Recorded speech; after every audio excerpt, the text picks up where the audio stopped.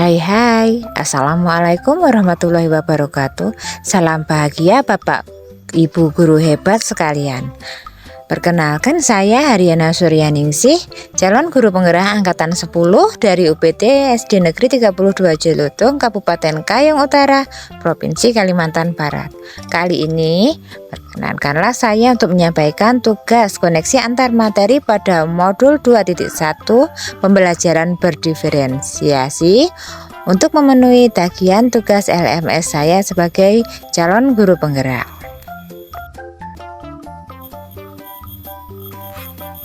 Apa itu pembelajaran berdiferensiasi? Nah, pada kesempatan kali ini kita akan banyak belajar tentang apa itu pembelajaran berdiferensiasi.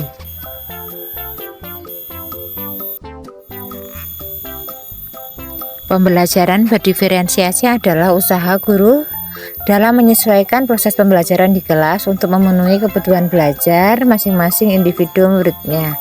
Sedangkan artinya pembelajaran berdiferensiasi adalah pembelajaran untuk mendukung semua murid di kelas. Kita mengingat setiap anak memiliki keunikan dan kelebihannya masing-masing. Begitu juga dengan minat, gaya belajar, kebiasaan, pola pikir, kemampuan literasi, dan hal-hal lainnya.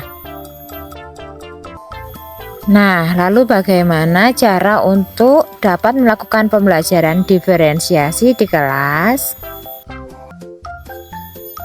Supaya dapat melakukan pembelajaran berdiferensiasi, guru hendaklah yang pertama memahami tujuan pembelajaran, kemudian yang kedua mengetahui dan merespon kebutuhan belajar masing-masing murid, yang ketiga menciptakan lingkungan belajar yang mengundang murid untuk belajar, tentunya dengan menciptakan lingkungan belajar yang menarik.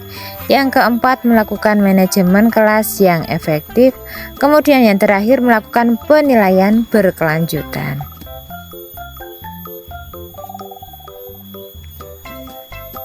Nah, berkaitan dengan kebutuhan belajar murid, guru harus memahami 3 aspek berikut. Yang pertama adalah kesiapan belajar murid, yang kedua minat belajar murid, yang ketiga profil belajar murid.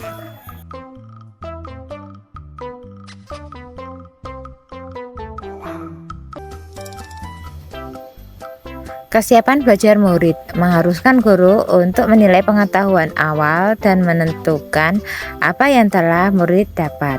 Sedangkan minat murid, pada setiap anak, minat murid pasti akan berbeda-beda. Minat adalah salah satu motivator penting bagi murid untuk terlibat aktif dalam proses pembelajaran.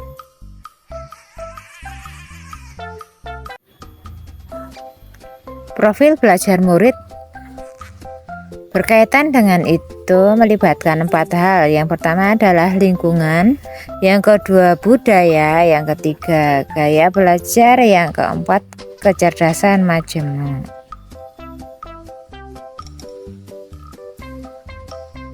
Kebutuhan belajar murid dapat diidentifikasi berdasarkan cara-cara berikut ini. Yang pertama, mengamati perilaku murid-murid. Yang kedua, mengidentifikasi pengetahuan awal. Yang ketiga, mereview dan melakukan refleksi terhadap praktik pengajaran. Yang keempat, sharing dengan guru murid sebelumnya. Yang kelima, memahami rapot murid di kelas sebelumnya. Dan yang terakhir adalah menggunakan berbagai penilaian formatif dan diagnostik.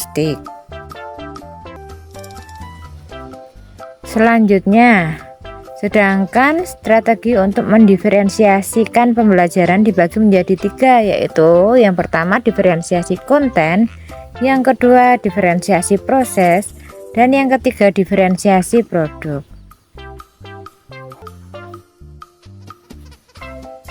Yang pertama, diferensiasi konten berkaitan dengan apa yang kita ajarkan, seperti materi, konsep, atau keterampilan yang perlu diajari berdasarkan kurikulum.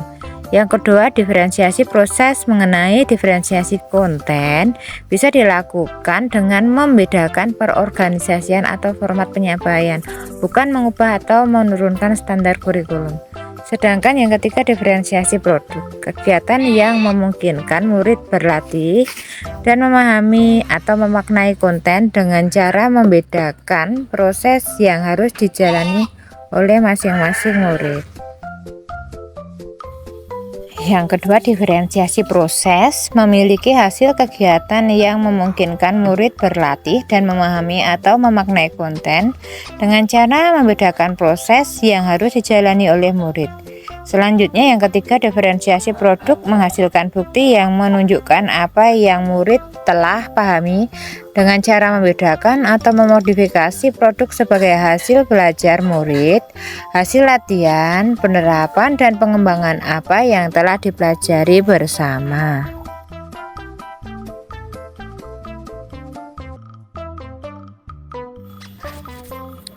Adakah keterkaitan antara modul pembelajaran berdiferensiasi dengan modul-modul lain sebelumnya?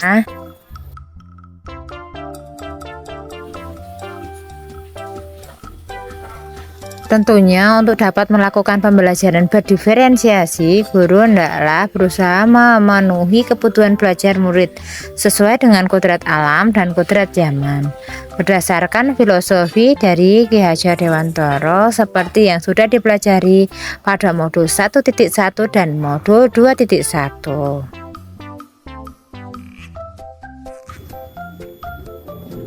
Pada modul 1.2 dan pada modul 2.1 kita telah belajar tentang bagaimana guru melakukan pembelajaran berdiferensiasi.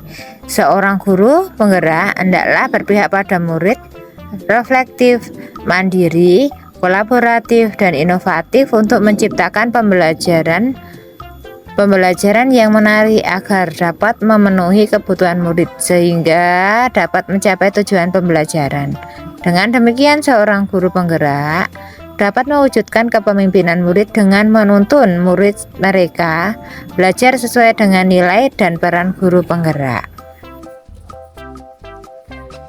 Pada modul 1.3 dan modul 2.1, pembelajaran berdiferensiasi menjadi salah satu strategi untuk mewujudkan visi dan misi guru penggerak yang berpihak pada murid. Dan untuk menunjang keberlangsungan pembelajaran yang tertib dan nyaman, hendaklah ada kesepakatan kelas terlebih dahulu agar proses pembelajaran dapat berjalan dengan baik sesuai dengan nilai budaya positif.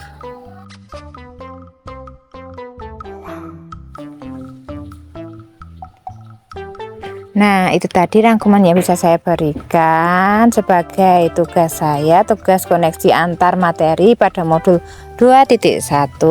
Jika ada kritik dan saran, silahkan ditulis di kolom chat untuk perbaikan saya untuk kemudian hari. Jika ada banyak kesalahan dalam penyampaian ataupun penulisan, saya mohon maaf yang sebesar-besarnya.